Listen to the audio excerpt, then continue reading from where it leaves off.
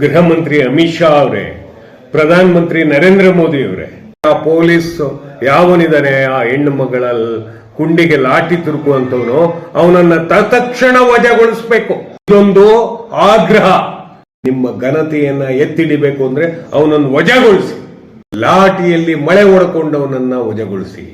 ಜಂತರ್ ಮಂತರ್ನಲ್ಲಿ ನಡೆಯುತ್ತಿರುವ ವಿದ್ಯಾರ್ಥಿ ಹೋರಾಟವನ್ನ ನಾವು ಅವರ ಪರವಾಗಿ ನಿಂತು ಕೂಗನ್ನು ಹಾಕಬೇಕಾಗಿದೆ. ಎಲ್ಲಿಂದ ಬಂತು, ಹೇಗೆ ಬಂತು, ಯಾವುದರಿಂದ ಬಂತು ನಿಮಗೆ ಅಧಿಕಾರ ಅನ್ನುವಂಥದ್ದನ್ನು ಪ್ರತಿ ಬಾರಿ ಪ್ರಶ್ನೆ ಮಾಡಬೇಕಾಗಿದೆ.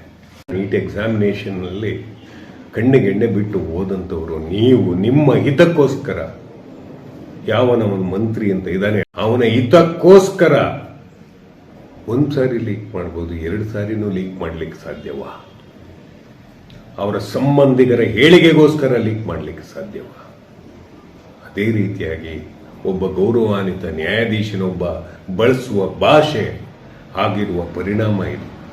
ಇನ್ನು ಲಜ್ಜೆಗೆಟ್ಟ ನೀಚ, ಅತಿ ನೀಚ ಕೆಲವು ಪೊಲೀಸ್ನವರು ಲಾಟಿಗೆ ಮಳೆ ಹೊಡ್ಕೊಂಡು ಬಂದು ಯುವ ಜನಾಂಗ, ಈ ದೇಶದ ಭವಿಷ್ಯವನ್ನು ಕಟ್ಟುವಂಥವ್ರು, ಈ ದೇಶಕ್ಕೋಸ್ಕರ ರಕ್ತ ಬಸಿದು ನಿಂತುವಂಥವ್ರು, ಅವ್ರ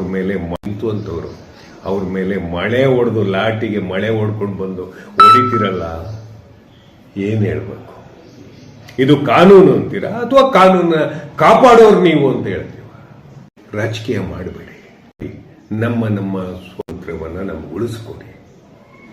ಏನು ಬೇಕಾದರೂ ನೀವು ಕದಿಬಹುದು. ನಮ್ಮ ಸ್ವಾತಂತ್ರ್ಯದ ಹಕ್ಕನ್ನು, ಉಸಿರಾಡುವ ಹಕ್ಕನ್ನು ಕದಿಲಿಕ್ಕೆ ನಿಮ್ಮ ಕಡೆಯಿಂದ ಸಾಧ್ಯವಿಲ್ಲ. ನಮ್ಮ ಹೋರಾಟ ರುಚಿಗೆದ್ದಿದೆ. ರುಚಿಗೇಳಲೇಬೇಕಾದ ಅನಿವಾರ್ಯತೆಗೆ ನೀವು ನಮ್ಮನ್ನು ತಳ್ತಾ ಇದ್ದೀರಿ. ವಿಕೃತ ಕಾಮಿಗಳನ್ನ ರಕ್ಷಣೆ ಮಾಡೋದ್ರಿಂದ ಹಿಡಿದು ವಿಕೃತ ಜನರನ್ನ ರಕ್ಷಣೆ ಮಾಡ್ತಿದ್ದೀರಾ. ಗೌರವಿತವಾದ ನಮ್ಮ ರಾಮನ ಭಂಡಾರವನ್ನ ಕದಿತೀರಾ. ಇಂಥವ್ರನ್ನ ಇಟ್ಕೊಂಡು ಏನು ಹೇಳಬೇಕು? ಅತಂತ್ರು, ದಿಕ್ಕಿಲ್ದೇ ಇರೋರು, ಅಸಹಾಯಕರು ಅಂತ ಯಾರು ಇದುವರೆಗೂ ನೀವು ಭಾವಿಸಿದ್ರಿ ಅವರೆಲ್ಲರೂ ಬೀದಿಯಲ್ಲಿ, ಗಲ್ಲಿಯಲ್ಲಿ ಎದ್ದು ನಿಂತಿದ್ದಾರೆ. ಅಧಿಕಾರದ ಲಾಲಾಸಿಯ ತುದಿಯಲ್ಲಿರೋರು ಎಷ್ಟು ಜನರು ನೀವು ಹೊಡಿತೀರೋ ಅಷ್ಟು ಧ್ವನಿ ಎತ್ತುತ್ತಿವೆ ಮಕ್ಕಳು. ನಿಮ್ಮ ವಿರುದ್ಧವೇ ತಿರುಗಿ ಬಿಡುವ ಮಕ್ಕಳು ಇನ್ನು ಮುಂದೆ ನೋಡ್ಲಿಕ್ಕೆ ಕಾಣಬೇಕಾದ ಪರಿಸ್ಥಿತಿ ಇದೆ. ಕಾನೂನನ್ನ ಕೈಗೆತ್ಕೋಬೇಡಿ ಅಂತ ಹೇಳುವಂತ ನೀವೇ ಪರಮನೀಚವಾಗಿ ಲಾಠಿಯಲ್ಲಿ ಮಳೆ ಹೊಡ್ಕೊಂಡಿದ್ದೀರಿ. ಬಂದು ಗೋಲಿ ಮಾರಿ ಅಂತ ಮಕ್ಕಳು ಕೂಗ್ತಾ ಇದ್ದಾವೆ, ನಮ್ಮ ಎದೆಗೆ ಗುಂದೊಡಿರಿ. ಆದ್ರೆ ಈ ತರದ ನೀಚ, ಅತಿ ಕ್ರೂರವಾದ ವ್ಯವಸ್ಥೆ ಮಾಡಬೇಡಿ ಅಂತ.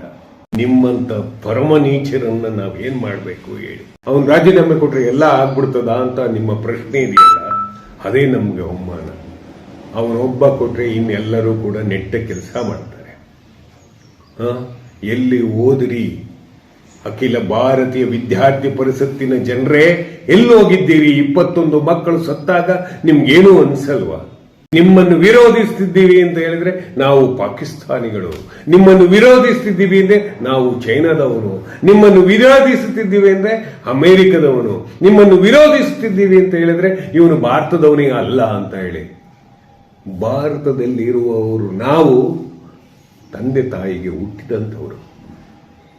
ನನಗೆ ತಂದೆಯೇ ಇಲ್ಲ, ನನಗೆ ತಾಯಿಯೇ ಇಲ್ಲ, ದೇವರ ಸಂಕಲ್ಪದಿಂದ ನಾನು ಹುಟ್ಟಿದ್ದೇನೆ ಅನ್ನುವಂಥ ಜನ ನಾವಲ್ಲ.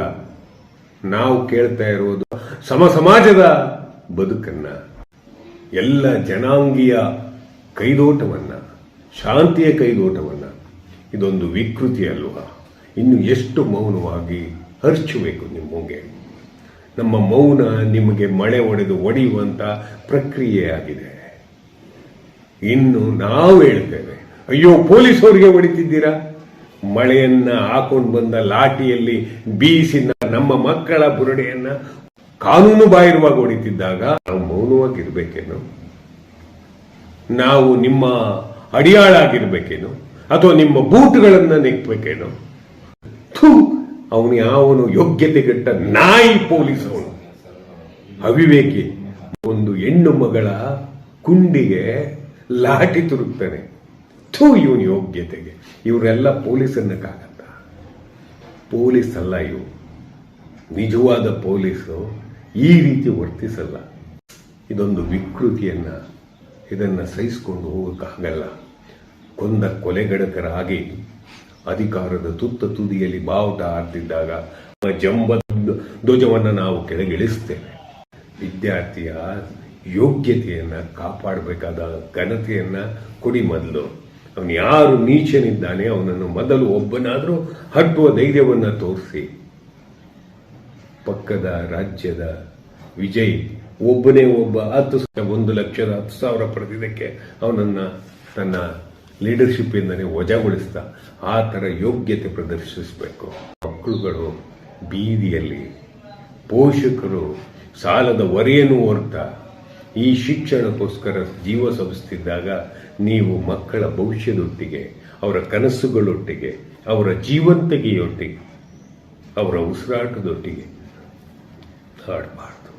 ಈ ದಂಗೆ ಬರೀ ಡೆಲ್ಲಿಲಲ್ಲ, ಪ್ರತಿ ತಾಲೂಕಿನಲ್ಲಿ, ಪ್ರತಿ ಹೋಬಳಿಯಲ್ಲಿ, ಪ್ರತಿ ರಾಜ್ಯದಲ್ಲಿ ಪ್ರತಿಧ್ವನಿಸುತ್ತೆ. ಇದು ಒಳ್ಳೆಯ ಲಕ್ಷಣ ಅಲ್ಲ. ನಮ್ಮದೇ ಸಂಪತ್ತಿಗೆ ನುಗ್ಗಿ ನಿಮ್ಮನ್ನು ಎಳೆದು ಬಡಿಯುವ ಕೆಲಸ ಆಗ್ಬಿಟ್ಟದ್ದು. ಹುಷಾರು. ಯಾಕೆ ಅಂತ ಹೇಳಿದರೆ ಇದೊಂದು ಸೌಹಾರ್ದದ ಜಗತ್ತು, ವಿಚಾರವಂತಿಕೆಯ ಜಗತ್ತು, ಒಂದು ಕಾರುಣ್ಯದ ಜಗತ್ತು. ಅದು ಬಿಟ್ಟು ನೀವೇನೇ ಕತೆ ಹೇಳಿದ್ರೂ ಕೂಡ ಜನ ನಂಬುವ ಸ್ಥಿತಿಯಲ್ಲಿ ಇಲ್ಲ ಹಾಗೆ ಮಾಡ್ಕೋಬೇಡಿ. ನಮಸ್ಕಾರ.